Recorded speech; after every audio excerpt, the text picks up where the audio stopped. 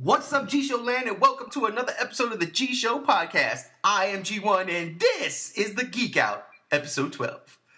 Happy Father's Day, first and foremost, to all you fathers out there handling your business. Today's Geek Out is going to be a little bit different because there wasn't a lot in terms of news that came out this week, and if there was, I just wasn't paying attention to it. But that all being said, before we get into it, let me introduce you to my esteemed panel. Coming back from vacation, we got C. Monty joining us again. What's up, brother? Hi, everybody. Also joining me, my right hand on the G Show, we got G95 Matt. My brother, what's up? Good morning, G Show Land. All right, so you guys ready to rock? Before we get into it, and guys, I'm going to let y'all know, the topic today is, what are the top 5 movies of the year so far? It's June, 6 months in. So let's just get it done here. We'll do a top 5 now, and we'll see where everything stacks up at the end of the year when we do our little year-end shebang. But before we get into that, 2 things I wanted to talk about.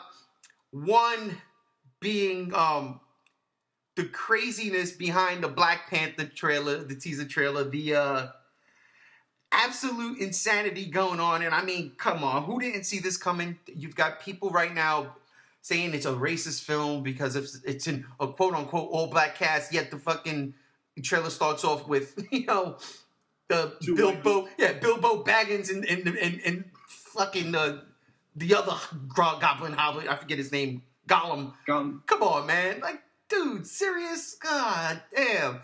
So, I mean, first off, I hate it. And it really seems, and I'm not trying to get political here, but it really seems this is what the country is becoming. Especially the past several months, where it's okay to be racist again, apparently. And it's not. It's fucking terrible. And I really, because, I've been looking forward to Black Panther. And listen, all the racism shit that people are spewing is not going to stop me from enjoying this movie. I've been looking forward to seeing Black Panther on screen since they were saying, we're going to make an Avengers movie. So then the possibilities opened up like, well, who are they going to get in there? They got to have Black Panther, right? Vision's got to be there. And all that shit started to happen. And bam. Here we go into this brave new world. I just wish people would stop, dragging their faces in the mud of the old world and join us here because it's all about love, man. It's all love and entertainment, and that's what these movies are. There should be no reason for people to get up in arms because a movie is called Black Panther based on a comic book about an African king in an African nation that just so happens to have one of, if not the strongest material on earth. People, stop. It's a movie. It's entertainment. It's pure joy. If you don't read the comic books, why go see the movie? It's that simple. But don't go up on Twitter and start this stupid hate rhetoric behind it because it's fucking stupid. And that's my spiel. Matt, I'm going to start with you because we never let you go first. So you got anything to add to that? Summed it up pretty well. Racism, fucking stupid. There's no place in 2017.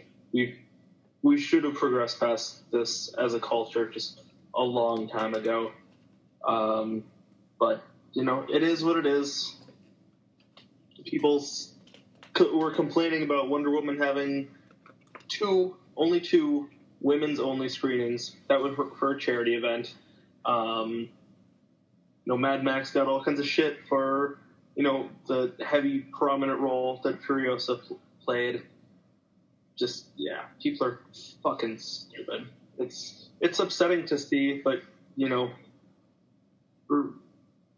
can't really fight it, and the only way to get rid of it is to kind of preach peace and tolerance and really ignore all those stupid assholes who are just, racists and bigots and all that shit. Yeah, there's no point in giving them any kind of spotlight because they don't deserve it. We gotta wake up, people. Chris, what about you, brother? I mean, it annoys the shit out of me. It's like, cause like you said, you had been waiting for a Black Panther movie since they announced Avengers. I've been waiting for a Black Panther movie since Blade came out, and I was like, Wesley Snipes could be fucking Black Panther. Not true. But I mean, it's just like you said. It's like recently, over the last couple of years, it's like there's been this resurgent pushback of like conservative. I don't even want to say conservative because it's not all conservatives. People who are conservative, like they're not all. They're just like, you know, we should be more responsible with our money in this country and everything like that. Some of them are good people and everything, but there's been like this resurgence of like bigotry that's been making waves in this country again. Like they want us to go back to the 1950s and earlier and shit like that. Like as a cisgender heteronormative white male, I'm telling you guys, fucking stop. You're making us all look like shitheads. Stop. I don't want to be associated with you. Like, we've had all white movies for fucking since movies began. Black people can't have one mainstream movie to themselves. And into what's the word I'm looking for here? Niche movies that, like, you know, drop in the middle of February, like, you know, stuff like Think Like a Man and stuff like that was like, yo, that, yeah, you black people can have these Tyler Perry movies. We'll drop those in February and the rest of the year is ours. Like, just let these people be represented in the mainstream culture. Like, and the ridiculousness of it is, because the whole backlash started based on the poster where, you know, Black Panther's sitting in his throne, and they said, oh, it resembles this picture of Huey Newton, who was, you know, one of the founding fathers of the Black Panther organization back in the 60s. And he said, oh, it looks like him. And he's sitting in a chair with the guns and everything like that. And it looks like super militant, as if every movie poster with a white male in an action movie has it look militant. Every single one of them, those look militant. Like I saw someone put up a meme with this side-by-side comparison of the Black Panther poster and a poster from the original run of Game of Thrones where Sean Bean is in the Throne of Swords with a sword like that. And like that doesn't look militant. Like if you said if Black Panther looks militant, but the Game of Thrones poster is fine, I don't think your problem is with it being militant. And what's the genre they're both in? Fantasy.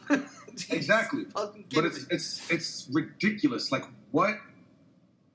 Why are you so bothered by the idea of an image of a black man in power? Like, what is so wrong with a black man who comes from Africa, who comes from an isolationist African country that, like, you know, because, like you said in the comics, they have, like, the strongest material on Earth. Because of that, they're, like, one of the most technologically advanced, if not the most technologically advanced nation in the entire planet in that universe. Yep. That Marvel universe and everything.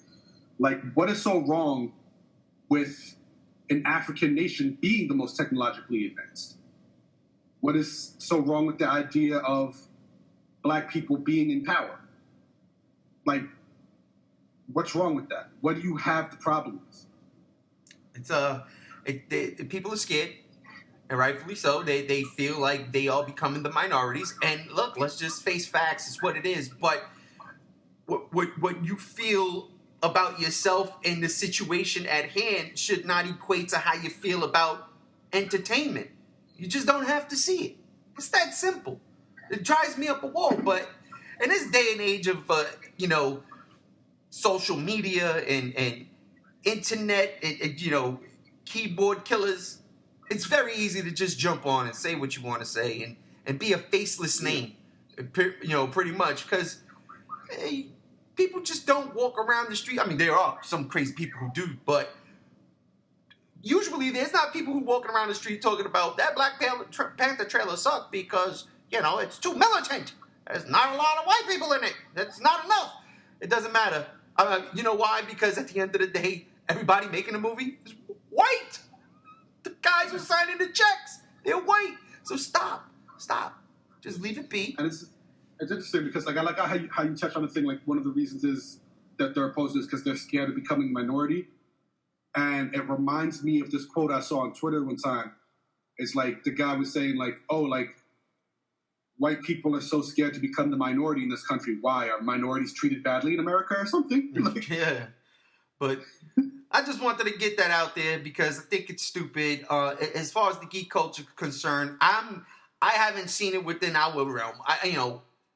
Yeah. Not the way it is outside of it, but I'm sure there'll be little flare-ups here and there within our community.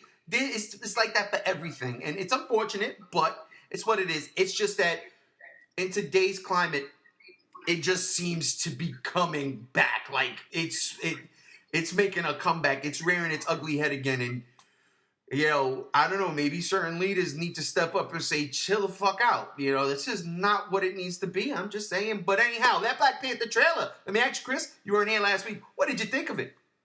Oh my god, this is the main reason why it bothers me if people are reacting negatively towards it, because that trailer was so fucking amazing.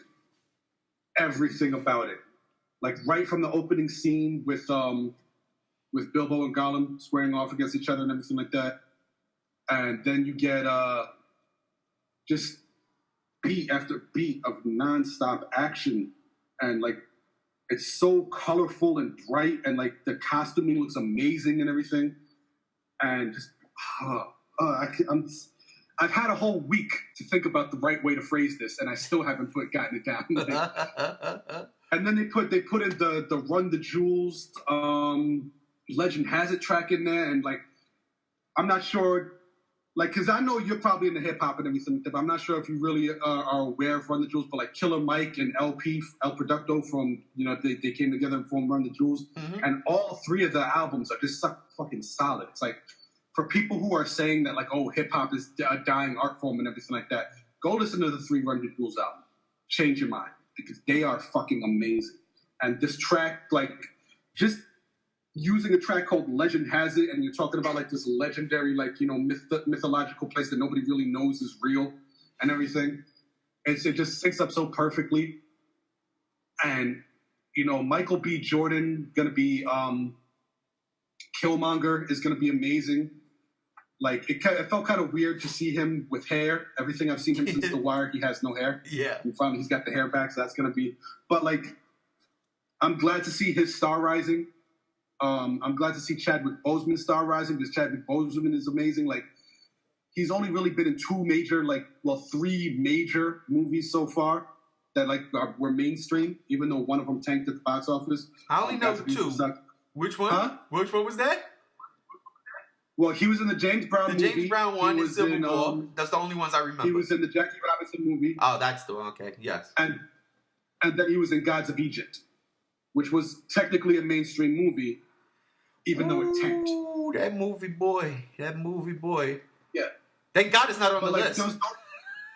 Those are the only 3 prominent movies that he's really been in that, really out in the open that mainstream audiences are aware of. Civil War. And he was, Civil War, obviously, duh. But he's amazing in all of them. Like, even as bad as Gods of Egypt was, his scenes were actually pretty cool, because he's really good at getting into character, just really selling the character. So I'm glad to see his star rising. I'm glad to see Michael B. Jordan star rising. I'm glad to see Lupita Nyong'o transferring over from more indie drama stuff to something more mainstream, getting herself out in the open. Michonne from The Walking Dead. This is probably going to advance her career in a major way. Who doesn't ever want to see Angela Bassett? Jesus Christ. Yeah. Fucking in her 50s, I think, and looks like she's 25. Black really doesn't crack. I don't get it. I don't know what they're doing. But it's just going to be such a great movie, and I'm really looking forward to it, and the trailer really sells it. I think I'm going to put myself on a little embargo at this point, because beyond this, the Spider-Man stuff started to get a little bit much. I have to agree with Matt on that and everything. So I'm officially anything new that comes out for Spider-Man between now and when the movie releases, I'm not watching it. Oh, I'm the same boat. It's going to be the same thing for me with Black Panther. That teaser trailer is all I'm giving myself. That's exactly what I said. Yeah, it's crazy. You guys are fucking if I see lunatics. anything else from that, it's just going to be, I can't. I want to walk into that movie with fresh eyes and have my mind blown. I'm spoiling it for all of you motherfuckers. I'm letting y'all know now. As soon as that next trailer come out, I will block you on Facebook, bro. I'm going in. I will block you on Facebook until this movie comes out. Well, I mean, we've got more than a couple of months to go before this comes out, and there's going to be at least 3-4 more trailers. One coming up real soon, I'm sure, is going to be at D23, Disney's convention. or Comic-Con, which is the following week. So we'll get inside soon. I'm sure, you know, I would say D23 only because I think it would open with Spider-Man, but I wouldn't mind seeing the teaser trailer with Spider-Man, which is like, you know, that's the route they're going. There's no fucking doubt in my mind. But I'm gonna cut you off with your own transition. Speaking of Spider-Man, yeah, that's where it was going. Speaking of Spider-Man. Okay, so some news early this morning came out. I gotta thank Chris for that. Amy Pascal, the Sony producer, said in a recent interview that all three movies meaning Spider-Man Homecoming, the Venom movie, and the Silver and Black movie, which is Silver Sable and Black Cat, which I still like, man. They're all exist in the same world. So this is crazy. Now here's a quote.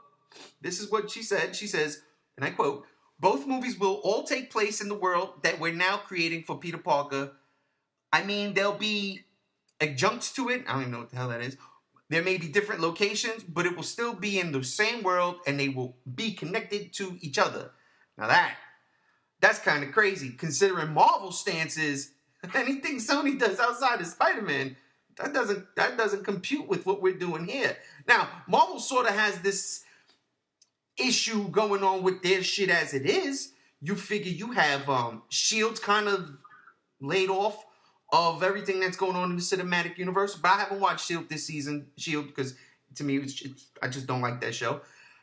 And the Netflix stuff kind of goes away. Yeah, they mentioned the event, and we all know that's the Chitauri invade in New York. But outside of that, they never really, you know, and maybe one or two mentions of like the big green guy or the dude with the hammer. Outside of that, they really don't go nowhere. So, I mean, it's not like Marvel hasn't done something like this before, but this is different because you're playing with Spider-Man in two different companies, and now this woman's saying, no, this shit exists. So you're telling me that Venom is going to be not in the same movie as Captain America, but living in the same universe as Captain America. Matt, what do you think? I mean, based on other things she's said, it sounds like she's trying to imply that Sony has more control over Spider-Man than Marvel does. And she's trying to, wield her power. She's like, after, they do their Homecoming trilogy thing, then, or, after Homecoming 2, then we'll take Spider-Man back, kind of thing. She said that. And I think she's just trying to, hype up Sony's thing because Sony hasn't done anything worthwhile in a long time. Right. And I don't know, she's kind of acting like, this all happened because of her, and it's all her thing, and she's really in control of everything, and Kevin Feige and the people at Marvel, they're just little pawns in her scheme or whatever. So I honestly think she's just full of shit. So she's just it's not going to go anywhere. I think just because Tom Hardy's cast as Venom doesn't even necessarily mean the movie's going to happen. I really, really doubt the Silver and Black movie is going to happen ever, because maybe 50 people want to see that, and I don't think any one of us three is in that 50. I don't even think the Sony execs want to see it. Yeah, I think it's Venom could be cool, but I feel like it's probably going to suck. But yeah, I mean, I guess we'll wait and see with that. But yeah, I honestly think she's just full of shit. Chris, what about you? I mean, yeah, I semi-agree with Matt in the sense that, so what I'm thinking is happening is, one, they're making this announcement to placate the fans, because when they announced the Venom movie, there was so much backlash over the fact that, you're going to do a Venom movie without Spider-Man, that's fucking stupid. Yeah. And I think they saw... That's the power of the internet, man. We get the chance now to kind of dictate the flow of movies before they release. Where previously the movie came out, you were either happy with it or you weren't. But now, the news comes out, and then the executives see the reaction. All these people are saying that if we do a Venom movie without Spider-Man, they're not going to see it. we better alter the course before this thing goes to production and make it fit into the Spider-Man world and everything like that to make the fans happy, because this thing might tank if we don't. So I think it's partly that, like they're placating the fans and everything. If it does lead to a Spider-Man universe at Sony, where like Venom and Spider-Man are in the same universe, I'm fine with that. That's cool. I think when they say that like Venom won't have anything to do with the MCU, it'll be like, I think it's almost kind of like gonna be like with the comic book style stuff. Like you have like Spider-Man solo adventures, and that's gonna be all done at Sony, like his solo adventures, his independent stuff, and everything like that. And then the bigger stuff, like the Avengers stuff and everything like that, like maybe he'll do stuff with the Avengers, but they won't really talk about Venom. Like we're not worried about Venom. That's all you. You take care of that Venom guy. We don't need to step in for Venom. That's your problem. We're not even going to talk about him. Right now, we got to fuck with fucking Thanos. Right. Kind of thing. So like, whereas you'll have stuff where like the X-Men are battling the Sentinels, but then you like do this big Avengers book, and it's almost like the you read these comic books where like, do the Sentinels even exist? Does Shield know about Sentinels? What's going on here? Like, there's always been that kind of weird dynamic to comic book universes where, like, in the bigger storylines, it's almost like the stuff that happens in the smaller independent storylines almost don't exist. Like, you're not aware of it. Right. So I think that's kind of what's going to wind up happening with the Marvel-Sony deal. Where, like, the bigger picture stuff is going to be all at the MCU and all at Marvel. But, like, as far as Spider-Man by himself, like, they'll do the Venom movie, and maybe in the future Tom Holland will show up and fight Venom. But it will exist in that same universe, but they're not really going to talk about it in the MCU. Yeah, I'm really looking forward to seeing how they go about doing that, because it's true. Even the movies don't do the same thing. The only connection the movies have are whatever infinity gem of the day is in that movie. For instance, you look at Thor 2. There's no mention in Age of Ultron, or was Thor 2? No, yeah, Thor 2 happens before Age of Ultron, correct? There's no mention of the Dark Elf. There's none of that. It's all Loki. It's all Loki. But the Dark Elf, no, that's a thing that happened, you know?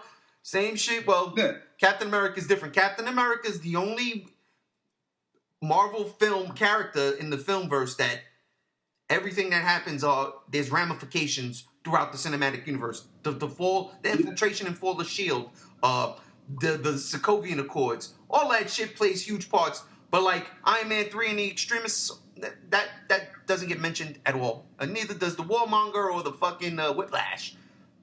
So yeah, exactly. I totally see what you're saying there. I'm just really looking forward to seeing what the hell they're going to do. I'm really intrigued. Matt, you got any final words on that? Chris does have a good point with that, but I'm kind of sticking to my guns with that. I think what Sony has in mind is to, or at least what Amy Pascal was implying, was not quite like it would just be sort of a Spider-Man side story. Right. Like, you know, she's intentionally really vague, but I don't think that's quite what she had in mind. They need to work on fixing up that damn Uncharted movie. I'm just saying. Yeah. All right. Well, let's get out of there. We talked, enough at length about that stuff in Marvel and Sony and Black Panther, and we're all in agreement. Regardless, Spider-Man's going to be fucking awesome. Black Panther's going to be dope. Marvel's on the right path. Yep. Marvel dropped one movie so far this year. I want to know, does that movie make your list? So here's what we're going to do, guys and ladies and gentlemen out there in G-Show land. We each have 5 movies we're going to say that we've seen this year in the theaters that we feel should be in the top 5. And at the end of our little spiel here, we're going to have the Geek Out's definitive top 5 movies of the year so far. Theatrical movies. So there's been a bunch of shit that came out, a bunch of stuff that all makes us geek out in our own different ways. Some of it we were okay with, some of it we weren't. Mommy! But yeah, so here we go. So I'm gonna start with you, Matt. I want to know. Let me get your top 5 movies so far, and any of if you have any Yep, there you go. Losing my brain.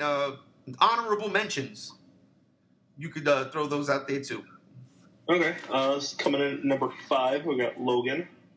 Kind of goes without saying, that was a fantastic movie. It ended up at number 5 just because I think we all knew how good it was going to be, but there was things that I saw that surprised me more.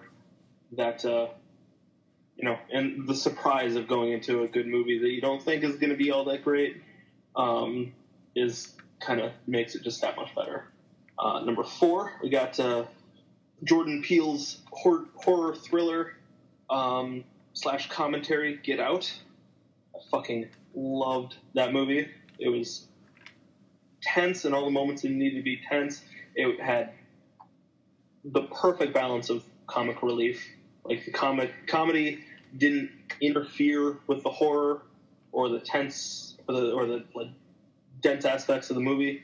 And that's how you do comic relief correctly. It's not just like, oh, kill the monster and one-liner. I mean, that's cool, but it's not well balanced. Number 3, we got Guardians Volume 2. I think that's probably a surprise to no one how awesome this movie was. I think I've only seen one person who didn't like it, but he also said that Doctor Strange was one of his favorite Marvel movies. So Oh, bullshit. Number 2, we got Kong Skull Island. I was just blown away by this movie and how much I liked it, and it was just nonstop fun, just all the way through, consistently, really fun movie. And then number 1, Alien Covenant. No, I'm kidding. I was gonna choke you. Number 1 is Wonder Woman, and I don't think I need to say anything about how good Wonder Woman was. You caught me off guard, so I wasn't even thinking Wonder Woman. You said Alien Covenant. I was like, wait, what? That's not right. And as for honorable mentions, It Comes at Night and Power Rangers were both really, really good, but didn't just make the cut just by a little bit. All right. Well, look at you. I like you. I think you're wrong, but I like, there cannot be a podcast go by where I don't say that to you. You know that, right? Given. So, all right, not bad. So, Logan at 5, Get Out at 4, Guardians 2 at 3, Kong at 2, and Wonder Woman at 1. I like it. Can't lie. Chris, what about you? First of all, I have to say that, Matt, I officially know how you feel every time now that he lets me go first because you beat me to the punch on that Alien Covenant joke.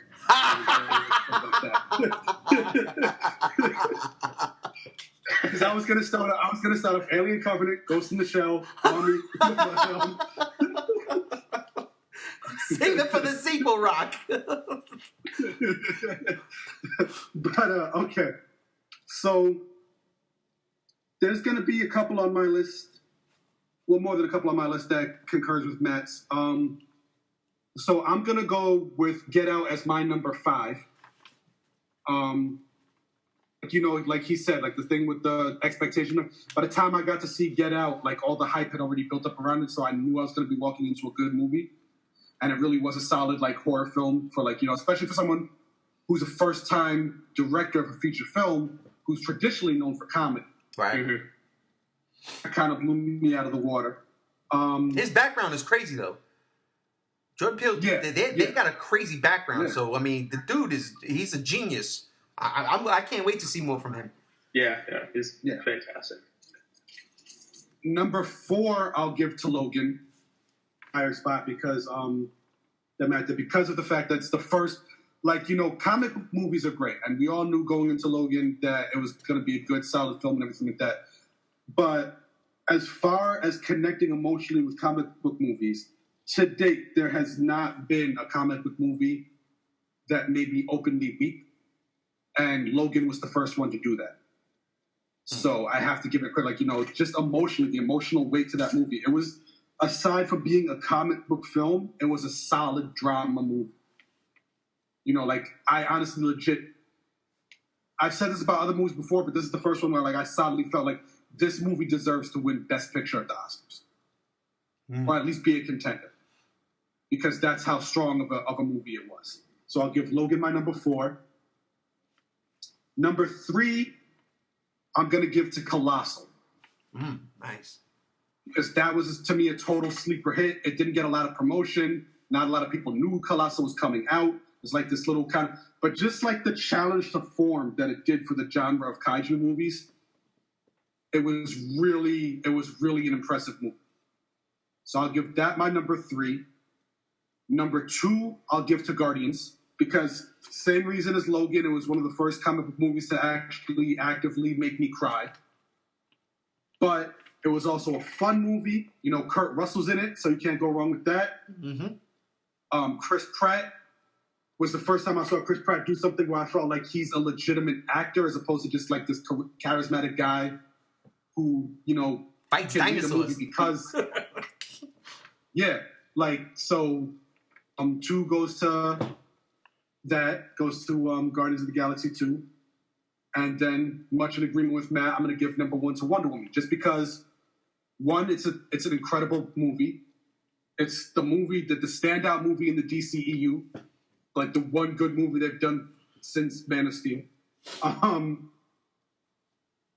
The historicity of it, like how historic in nature this movie is, female-led, female-directed, number 1 at the box office for, like, 3 weeks now? I don't know if it's...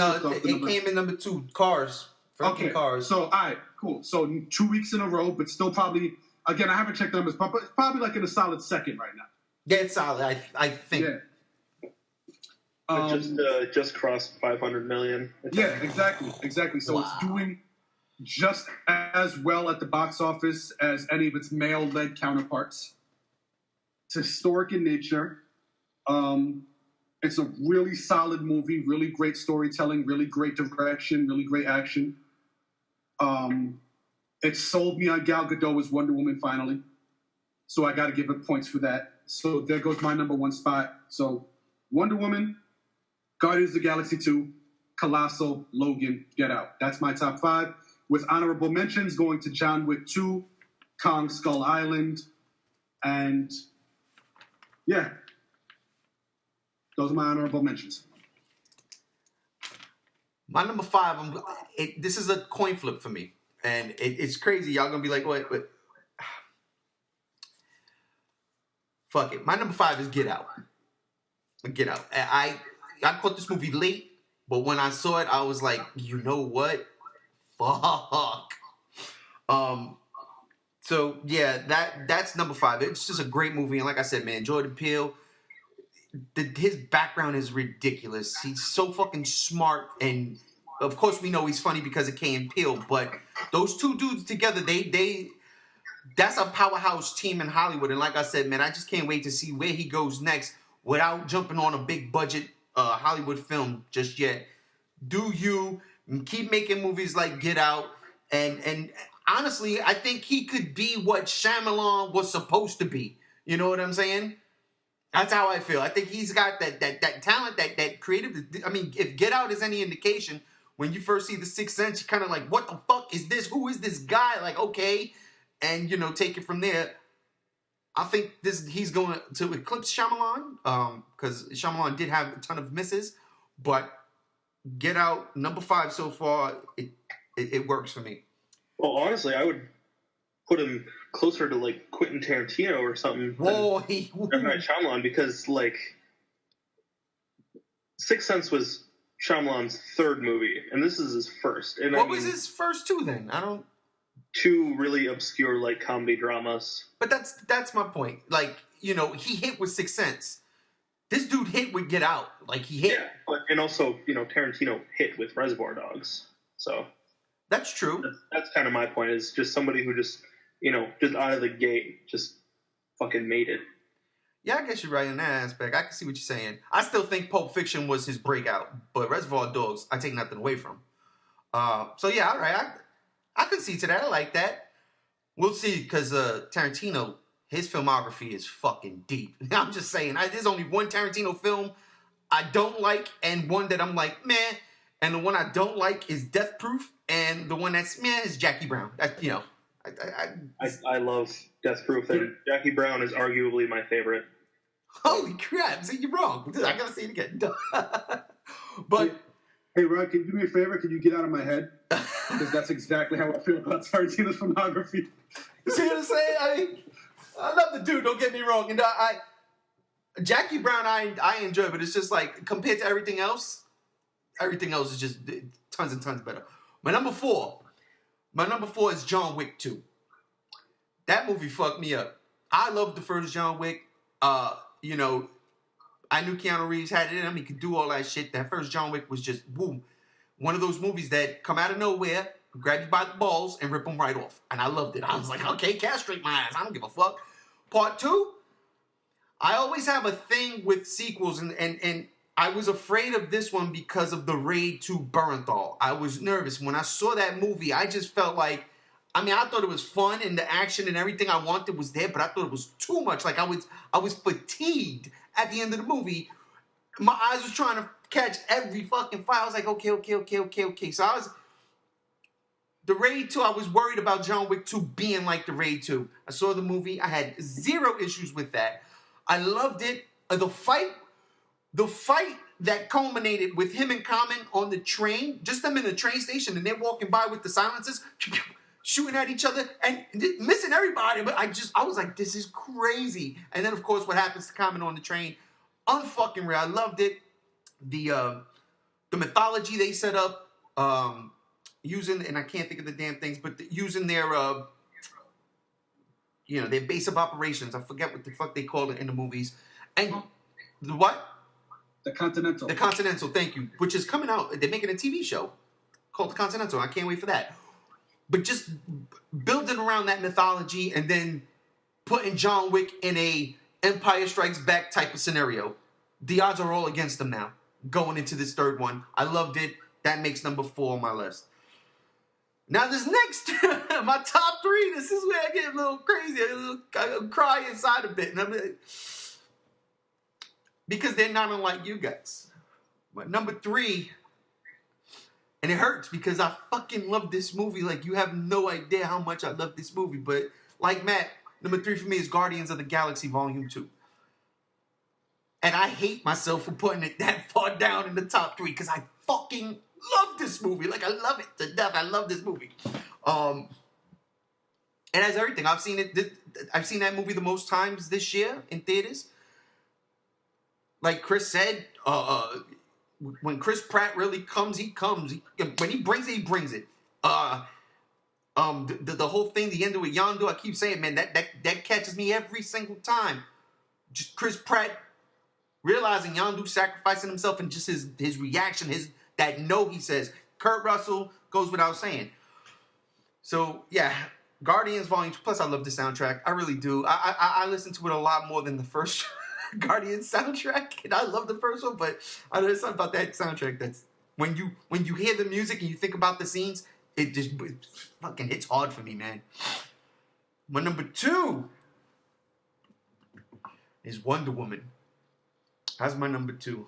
I love Wonder Woman. I take nothing from it. Y'all all know I hated. I didn't want nothing to do with this movie. Zero. It wasn't even on my anticipated list of 2017 films that we did at the end of 2016. I wasn't a fan of Gal Gadot. I was just like, I don't think she's got it. Everything I see in the trailer, she looks wooden. And again, it wasn't until I heard that thing, well, remember Arnold Schwarzenegger? Because he's not the greatest actor, yet you love all of his movies and you love him in it, right? And I'm like, shit, you're right. Maybe I got to give it a chance. Just behind that, I got to give her a chance. And then the reactions start coming in. And I'm like, oh boy. Because at first, you get a little scared because you heard the same shit come out of Batman v Superman. But that was like the early screenings for like the execs at Warner Brothers. And you're like, okay, it's a hit. And then the movie drops, and then you see it. And then all the reviews start coming out, and you're agreeing with every one of them saying, oh, God, what did they do? And one of the takeaways from that movie was Wonder Woman being awesome. But that was that, and it fit that. I was scared going into this. I loved it. I can't say nothing negative about this film. It really fucked me up. But for me, number one is Logan. And the reason why Logan is number one is because they took a character and completed a 17-year arc. Almost 20 years we've been chilling with Hugh Jackman as Wolverine. And not all of his movies have been good as Wolverine. I mean, I like the first X-Men movie. X2 is still the best X-Men movie. And I like X-Men 3, The Last Stand. That's just my personal preference. I know I'm in the minority with that, but I do enjoy the shit out of it, and I like Wolverine in it. I felt when he had to kill Jean Grey. I felt him. I felt it. But then Wolverine Origins happened, and it was like, yo, y'all fucked up. This is bad. Like, this is really bad. Days of Futures Past, he had a cameo. That was cool. Not Days of Futures Past, First Class, cameo, no problem. Days of Futures Past, I hate that movie. I don't like that movie, and that's his movie. That's a Wolverine movie. The Wolverine, it's there. You know, it's just there. And then Apocalypse, which again, he does a Weapon X cameo, and he does what he does, and it's all right. But Logan is Wolverine in Berserk mode for the first time, like legit, and we get to see it, the visceral nature of it, the violent nature of Wolverine. And plus, they bring in Laura X-23. That little girl knocked it out the fucking park. I don't know, man. That movie fucked me up. And I'm going to tell you, I'm not even a big Wolverine fan. I think he's overrated. Coming from a Batman fan, that's saying a lot. You know what I'm saying? But fuck, man. Wolverine from beginning to end had me. It's got this emotional fucking kick that I didn't think I was going to feel towards that movie. And I did. And I just think it was a perfect way for Hugh Jackman to go out. And I think he went on his terms. And I respect and salute that. So that's my number one. Oh, honorable mentions, of course, right? Honorable mentions. Power Rangers and Kong Skull Island. Kong should have been higher up. Kong should have been like 3. It really should have, man. That movie disappointed me, man. At the end of the year, we're going to have some fights with this one. Fights, Matt. Fights. I'll be there. Serious hardcore fights, Matt. Bring it on. So, all right. So those are the top 5 that we all have. I just actually saw Power Rangers Friday on VOD, and it's fun. I had more fun in the theaters for some reason. When I was watching it this week, I was like, okay, yeah, it's fun. I had way more fun in the theaters. But, all right, so.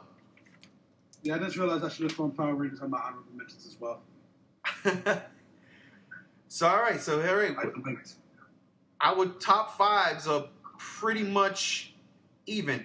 So let's get down to the brass tacks. Automatically, Get Out is on the top 5 list for the Geek Out podcast because we all have it on our list.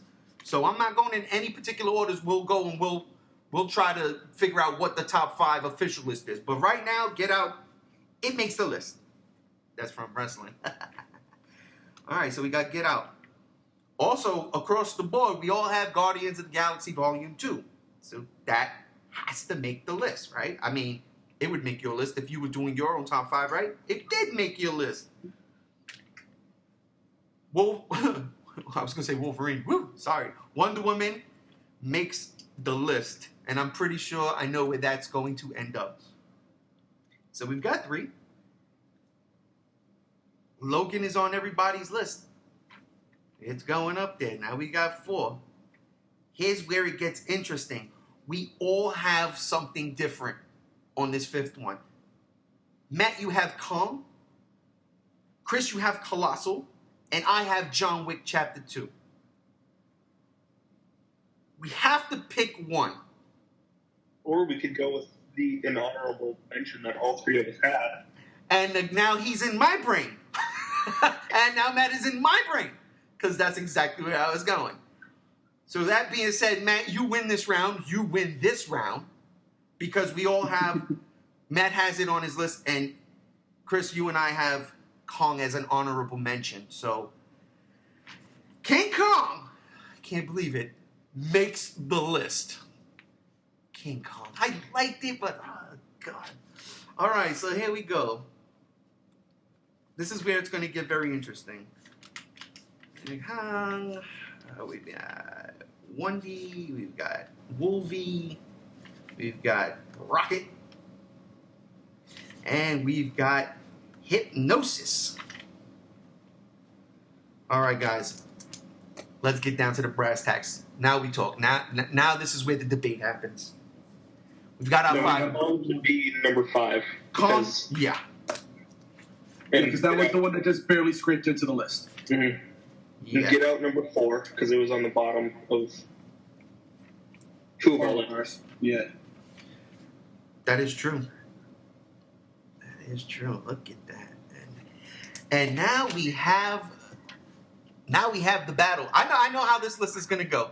I know exactly how, because you guys suck. You guys suck. I guess 3 is Logan, huh? It should be higher. I'm calling a challenge. I'm the host of this fucking show. Logan should be higher. Sit. It's mulligan time, motherfuckers. Oh. Sorry, man. Like, Guardians of the Galaxy, I went to go see that 3 times in theaters. That's how much that shit caught me. I rarely go to see a movie more than once in the theater. Yeah, and I tell you, I got 5 under my belt. I love that fucking film.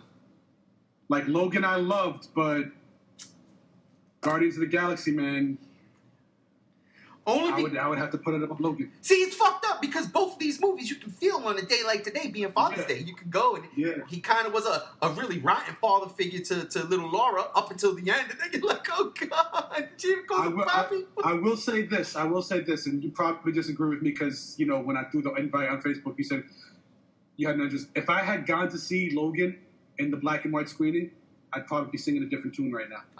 Yeah, that's actually on VOD also. When I watched Power Rangers, I saw that there. I was like, oh, look at this.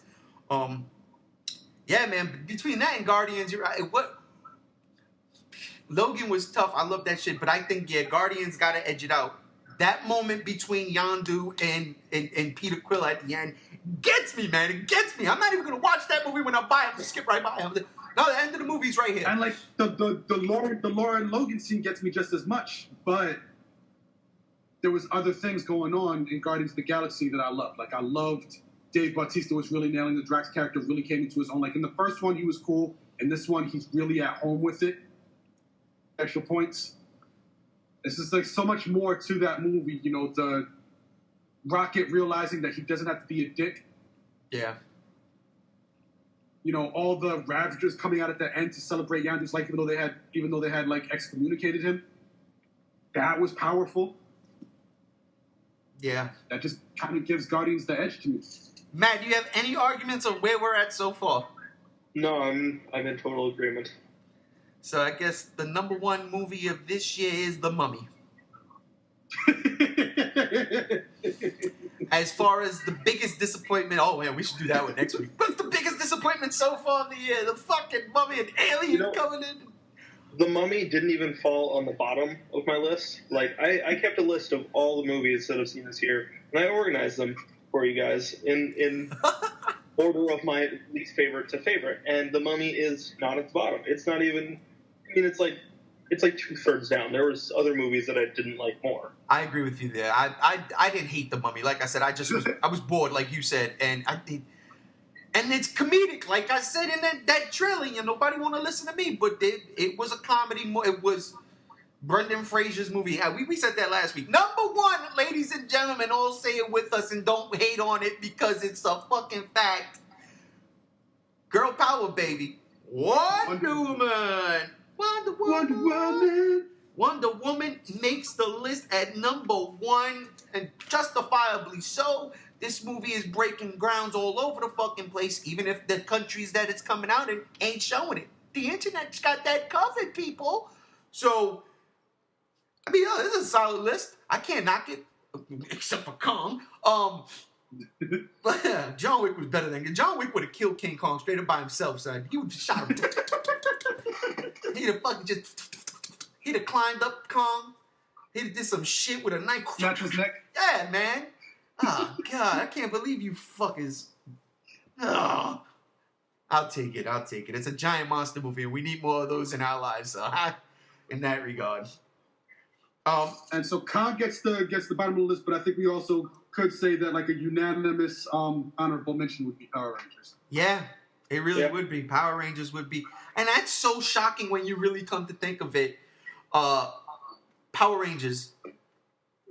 Chris, you had no interest in this movie at all. You had a fond memory of it when you were a kid. And I hated the Power Rangers when they came out because it wasn't my time. And I was like, get the fuck out of here with this crap shit.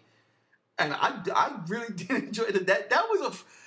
That was probably my favorite movie-going experience this year. Like, I had fun in that theater. I've had fun in all these movies, Guardians of the Galaxy and all that, but I think I had the most fun because I went in with such low expectations. Like, I don't really give a fuck. And I was like, yo, this is fun. Shit.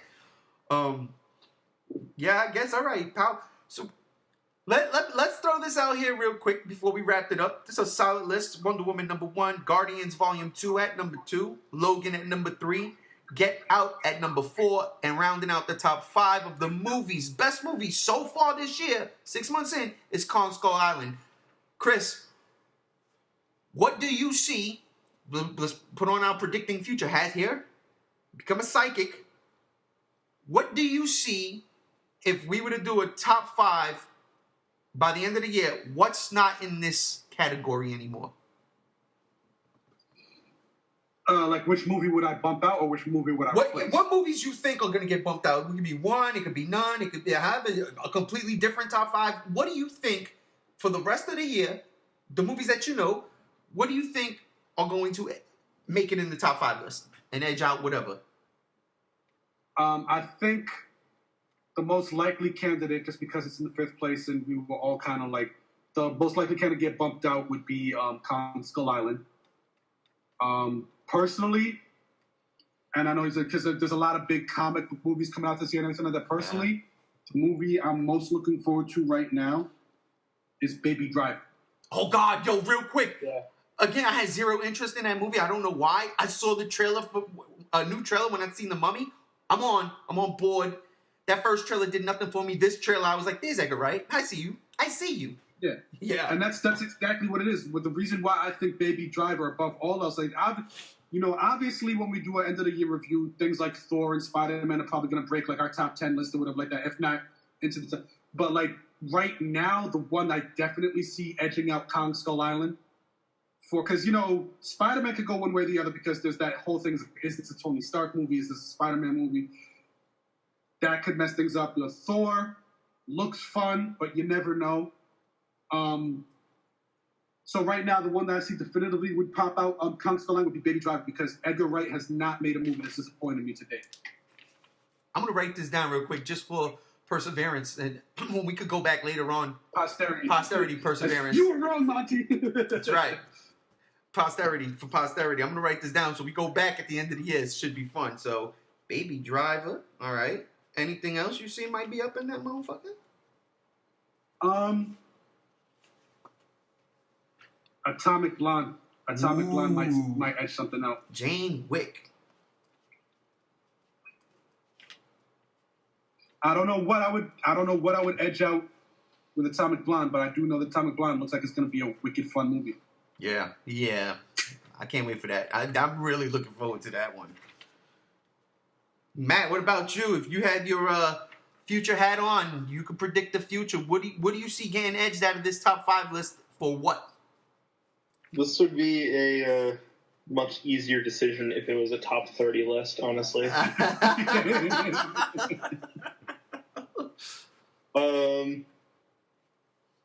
really do. I actually hadn't even heard about Baby Driver until I saw The Mummy yesterday, and I'm on board. It looks great. Like you said, Chris, Edgar Wright could do no wrong. Except for Hot Fuzz. Hot Fuzz is top 5, but I know, and I can see Kong Skull Island and Get Out being bumped out. Yeah. Definitely Kong Skull Island is going to get bumped out because we got to make room for fucking Star Wars. Bingo! Fuck, man. Oh, I'm slacking. Yeah, buddy. How did I forget that? It's easy. Honestly, I could see it justifiably being narrowed down to only 2 things, like our top 2. being the only things that cross over to the end of the year top 5. Okay, so what, our top 2? Like, being Wonder Woman and Guardians, I could see those being the only 2 that remain. Because there's so much other good stuff coming out. I can see that. Yeah, I see that. Yeah, Baby Driver looks great. Assassin's Bodyguard looks great. Atomic Blonde. Got It. We got Spider-Man and Thor and Star Wars and Justice League and just all these other fantastic looking movies. I mean, I don't care what you guys say about Justice League. I think it looks good. Pump the brakes on that one for a minute. Listen, I understand Gal Gadot did a thing in Wonder Woman, but we just don't know yet. I'm not saying it's going to be the best. I'm not saying it's going to be in the top 5, but I'm saying it looks good.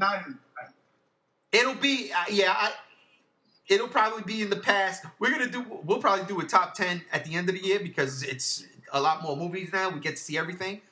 But, top 10, I could see Justice League. But if it's good, fuck, we're going to have some issues because Star Wars. That's all I'm saying. Kong is getting bumped. I think Get Out will get bumped. And Logan, too, has a change. Even though I love Logan. But if we were going on trailers, then the greatest trailer I've ever seen, Thor Ragnarok, is number 1 already for the year. It's a wrap. But Thor, and I said this, I mean, I'm so looking forward to Thor this year. I'm so looking forward to that. Star Wars goes without saying. It's automatic number 1 in my book until it's all said and done. But yeah, shit like Justice League scares me. Baby Driver just looks, like I said, man, I didn't want nothing to do with it. And this last trailer got me. I was like, yes, I'm on board. Atomic Blonde. Yeah, that looks fucking crazy. It, absolutely, I want to see it. Shit, there was another one. Well, besides Spiderman. Oh, Wolf of the Planet of the Apes. Because that might be top 5. The reviews, the early reviews coming out right now, I just seen yesterday, are through the roof. And I'm talking like Wonder Woman style. And I'm like, whoa. See, with Wonder Woman, it was shocking and surprising. It's like, because we knew where the DCU was.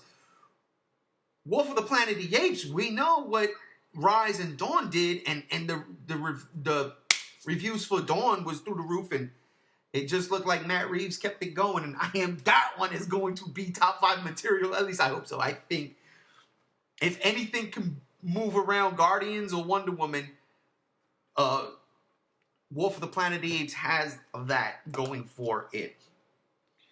But I really think that Wonder Woman probably has a firm spot as number 2 or 3, though. Yeah? I think so. I ain't mad at that. Maybe even number 1. I know you're going to probably pick Star Wars as number 1. I already said I was. I don't care. Just cuz. That's right. Just cuz. Just cuz. Just cuz. There's no reason. The movie could come out and be absolute trash, and I'm still going to call it number 1. Listen, if I get Attack of the Clones with this movie, then I'm going to be really, really, really upset. Like, really upset. Because Attack of the Clones I like by default. I watch that movie now and I get like maybe 3 things out of that movie that I enjoy. Other than that, I hate that fucking movie. Like, I don't hate Star Wars movies. I damn you, Attack of the Clones. Damn you. Damn you. Damn.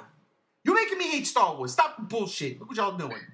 This is some Get Out shit. Speaking of Get Out. Do either of you happen to have a top worst list so far? Because I also have that. My top worst was going to be my joke top best, so. Yeah, I think as of right now, the movie I really was upset at the most this year is Alien Covenant. I think that's my number 1.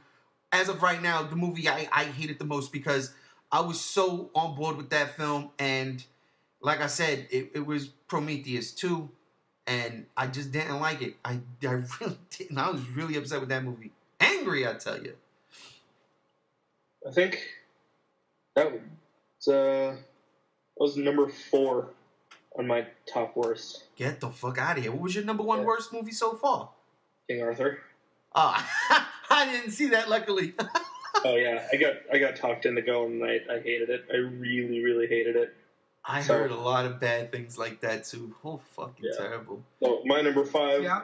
So like from best to worst, basically, would be Ghost in the Shell, Alien Covenant, Lego Batman, The Mummy, and King Arthur. I gotta disagree with you. That Lego Batman movie is funny as fuck. There were parts that were really good, but the jokes wore off and I got super bored. Okay, I could see that. I kept laughing. There was so much shit I was just catching out of nowhere, and I was like, "That's so funny." I feel like it had a really good setup, but the jokes they eventually just stopped trying and they just started being bad. Yeah. Come on, man. It still had one of the best like villain things. Like just the combination you had. Was Voldemort there? It was Voldemort. It was Sauron, fucking Kong, like all that fun stuff, man. Go get him, Lego. Go get him. But Chris, final words. I mean, if we're gonna do a top 5 like worst movies, I would have to go Fate of the Furious. That gets the bottom because, like, even as bad as those movies have become, they're still like awesome in their cheesiness. I would actually go an opposite route with Matt, and I'd put King Arthur towards the bottom of my least favorite movies because of the potential that it had. Maybe so for some people, like, oh, because it had so much potential and it flopped, then it's like even worse. But for me, it's like that gives it a edge up because it could have been better. It's just like certain things that happened that, you know, I was intrigued by a Guy Ritchie style King Arthur. Number 3 would be Ghost in the Shell. I'd have a tough time picking a number 2, but number 1 would definitely be Alien Covenant because just the direction that Ridley Scott has taken that franchise now is so the polar opposite of what I want from Alien that it just pisses me off. Yeah, like I said, Alien Covenant is my number 1, and I really got mad at that movie. This year so far, though, I didn't hate a lot of the shit I've seen in the theaters. I didn't like Alien Covenant, and in The Mummy, I was just like, it's definitely not what I thought this was, what it should have been. But like outside of that, Ghost in the Shell, yeah, it was boring. We did that review, but then Pirates of the Caribbean kind of falls because that's like the only other big thing I remember seeing was that it falls by the wayside. It wasn't bad, but it doesn't belong in the top 5 nor the top 10. But it wasn't like a terrible movie. I came out, I enjoyed some of it, but outside of everything else, we shall see. We still got a lot of shit coming up. I mean, next week you've got Michael Bay's magnum opus Transformers. It's Optimus Prime time, bitches. I can't believe you guys see that show. I want to kill myself with that craziness. Then what? 2 weeks after that, finally we get Spiderman. Boom. War for the Planet of the Apes is right after that. It starts to roll. Then I don't really know what's coming out in August, but September's it, right? We get it in September? Yeah. If I remember right, there's not a lot in August. Like, it really slows down the second half of July and all throughout August. Like, there's a couple things here and there that look good, but no really big blockbusters. Just for the record, we're going to find out this week because Baby Driver drops this Friday. Oh, it does? This Friday? Yeah. Shit, that was June fast. 28th. I thought it was in July. Okay, no, that's good. Well, fuck. Now I got 2 movies to see next weekend. I'm fairly confident that's June 28th. Good. 2 movies I get to see this weekend. I get to see Transformers 5, which, yep, I'm gonna do it, and Baby Driver, which should more than make up for it. But yeah, it's gonna be a fun time. Listen, I'm gonna wrap this up. Matt, you got any final words? No. Chris? I'm satisfied with where we landed on this. Perfect. So, ladies and gentlemen of the G Show land, thank y'all for listening. This is our top 5. This is the Geek Out's top 5 so far of the year. Halfway through the year, these are the best movies so far. The top 5 movies: Wonder Woman, Guardians of the Galaxy Volume 2, Logan, Get Out, and Kong Skull Island. If you haven't gone to check any of those out, go see them, especially Wonder Woman and Guardians and Logan and Get Out and Kong, because they're all, exception of Kong, they're really good movies. But anyhow, Chris, man, thank you for joining us. No problem. Hopefully you'll be back next week. If not, I'll go find you. I will drag you here, and you will be on. Matt, thank you for joining us. As always. And thank you guys for joining us. I am G1. We are out of here. Peace.